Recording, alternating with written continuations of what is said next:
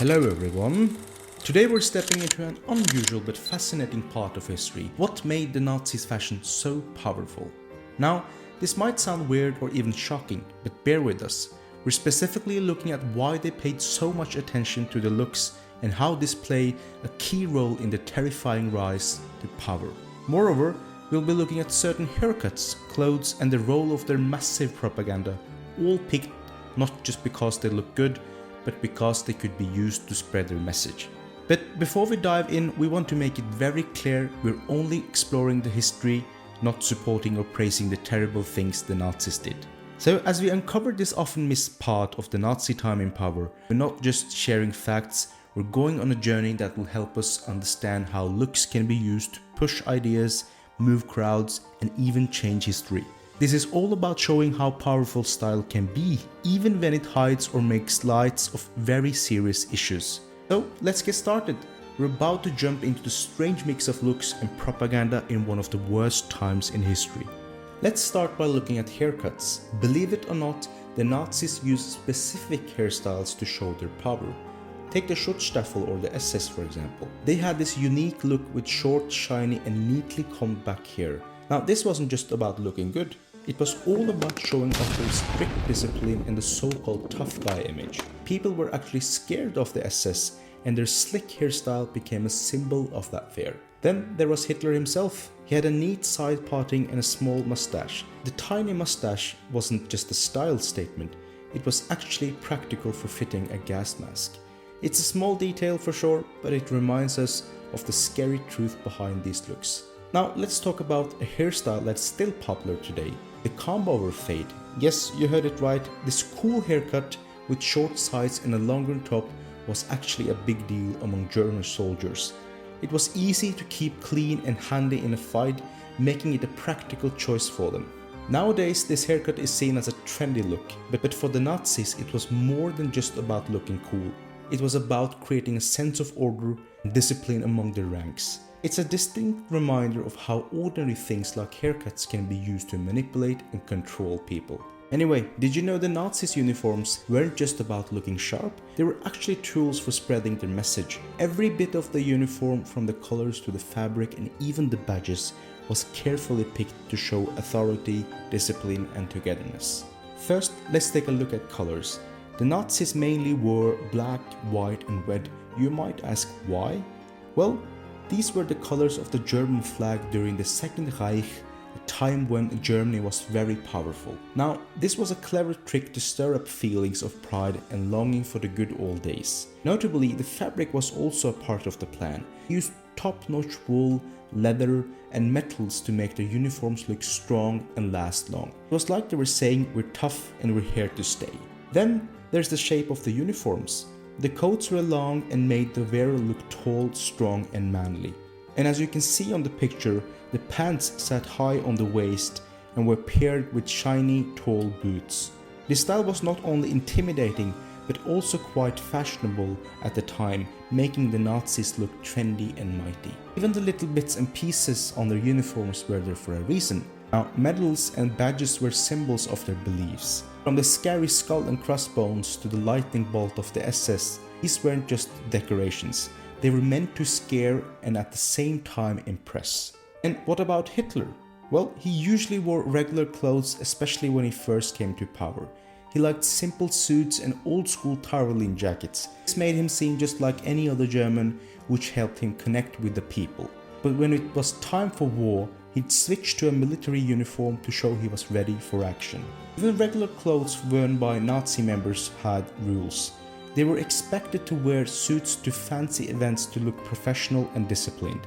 And the women, they were pushed to wear traditional German dresses called Dendis. It was another way to promote their ideas about traditional values and love for the country. Now, since we mentioned their ideas, let's move over to how the Nazis used pictures, movies and big events to sell their ideas. They knew how to make their ideas look good even though they were really bad. One of the big names in this game was Leni Riefenstahl, a really talented filmmaker. The Nazis used her skills to make their ideas look amazing, and one of her movies, Triumph of the Will, shows just how well they did this. The movie made a political event look like a big, exciting show. Even today, people still study this movie for the cool ways it used cameras and editing. Another big hit was the 1936 Olympics in Berlin. The Nazis used this event to show the world how strong and united they were. With everyone watching, Hitler and his crew looked professional, organized and super into sports and their country. The fancy ceremonies, top-notch sports facilities, and smooth organization made them look classy and in control. What this shows us is how hard Hitler and the Nazis worked on their image. They knew how to make themselves look good, and by doing so, they made people respect and even admire them. It was a sneaky trick hiding their terrible actions behind a look of skill and style. But let's not forget, the shiny look of the Nazi propaganda was a trick, a cover for the ugly truth of their brutal ways. It's a lesson to us all about the power of pictures and marketing, and a reminder to be careful when something looks too good to be true. Now, moving on, let's talk about the mastermind behind all these tricks, Adolf Hitler. Hitler's image was super important to the Nazis' plan, and he took it really seriously. Hitler knew that being a good speaker was a big deal. He didn't just write his speeches, he put on a show. He would spend hours of practicing, getting his speed, voice and movements just right. So his speeches weren't off the cuff, they were big performances meant to grab the audience and bend them to his will. To make his speeches even better, Hitler would have pictures taken of himself while he was practicing. He would look at these pictures, picking apart his stance and face, trying to make every little thing perfect. His speeches were as much as about what people saw as what they heard, aimed at wowing them with his strong image and his moving words. Now, this hard work made Hitler seem really professional and committed. It added to his charm and power, helping him to win people over to his ideas. But Hitler was more than just a good speaker. He was also a master at playing with people's emotions. Yes, he knew what the Germans were scared of, what they were angry about, and what they hoped for. And he used this to his advantage. He made promises of a better future, stirred up feelings of national pride, and gave people someone else to blame for the troubles.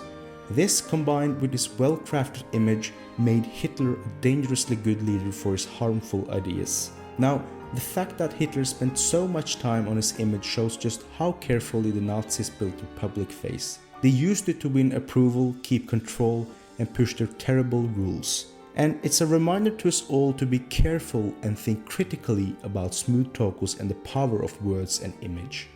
So we've come to the end of our deep dive into the scary power of looks and style in spreading ideas. We've seen how the Nazis used certain haircuts, tailored clothes and movies and pictures to make themselves look strong, together and unbeatable. A big part of this picture was Hitler himself. As recently mentioned, he would work really hard on his public image and speeches and knew just how to play on people's worries, anger and dreams. Now, this made him seem like a leader people could get behind. All these pieces worked together to help the Nazis rise to power. We know it's not easy to think about how looks and ideas were used for such terrible things, but it's really important if we want to understand history and be able to spot and fight against these tricks in the future. Once again, this look at history doesn't mean we're saying the Nazis did good things. It's about learning from the past, understanding the power of pictures and words, and remembering how they can be used the wrong way. So, thanks for coming along on this journey into history. If you learned something new, or if this made you think, and you want to keep up with more stuff like this, make sure to like, share and subscribe. And remember, history isn't just about what happened before. It's also about making sense of now and working towards a better tomorrow.